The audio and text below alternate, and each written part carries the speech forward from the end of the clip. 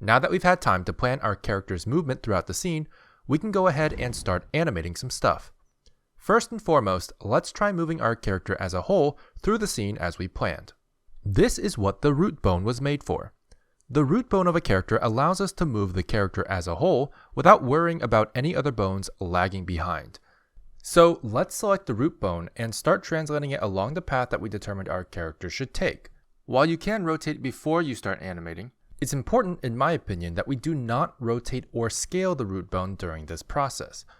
I think that the root bone works best when used as a translational path, since there may be points later when you move the character away from the root bone, and in those instances, if the root bone rotates, the character pivots in a very unnatural way. So let's just translate our character along the path according to the timing of what we have planned in the sequencer. To reference the sequencer as we're animating, we can go to the top left-hand corner of the left 3D viewport and change the editor type to Video Sequencer. We can then change the view type to Preview. Once we've done that, we can go ahead and start editing our run cycle animation. To do this, we'll need to clear the cycles modifiers so we can loop it manually. To clear the cycles, simply go into the graph editor, turn off Selected Only, and turn on Show Hidden.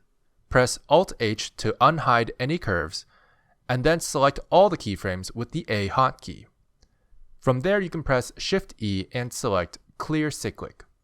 If you press play, you'll notice that the run cycle only plays once and then doesn't loop after that. This is what we want. Now we can manually loop the keyframes. I think the easiest way to do this is to simply turn off Selected Only in the Action Editor.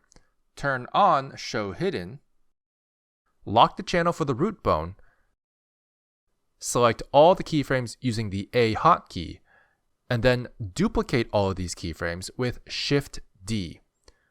You can then move them along the timeline so that the first frame of the duplicated loop overlaps with the last frame of the original loop. This will loop our animation one extra time manually.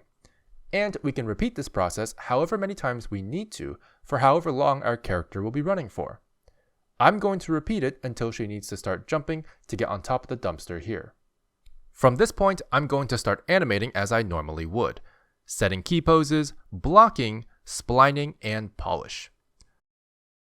While we watch this time lapse, I'll share with you a couple things I like to keep in mind while animating.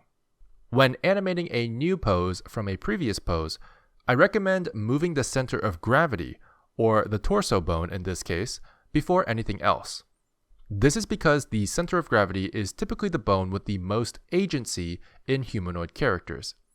This will allow you to see the momentum of the character much more clearly, as everything else follows that movement, making it easier for you to see the pose you need to make for that movement to make sense. Thus, once you understand this and start moving the hip control before other bones, all you need to do after that is to keep in mind weight, balance, and momentum. I do also recommend reference, as it is not easy to get those things right either. But everything your character does outside of acting choices should be to offset weight, keep balance, or react to momentum. Also keep in mind the 12 principles of animation, such as squash and stretch, which will allow you to exaggerate certain motions for extra clarity should you need it. And of course, a final tip, as I mentioned before already, is to use reference. It may not always be possible to find reference online of the exact movement you're looking for, but the greatest reference you often have is your own body. Imagining yourself performing the movement you want your character to do also works as a great base. But better yet, if you have a camera, webcam, or phone, you can easily record yourself performing the move in question in some fashion, without hurting yourself. Then import that video as reference.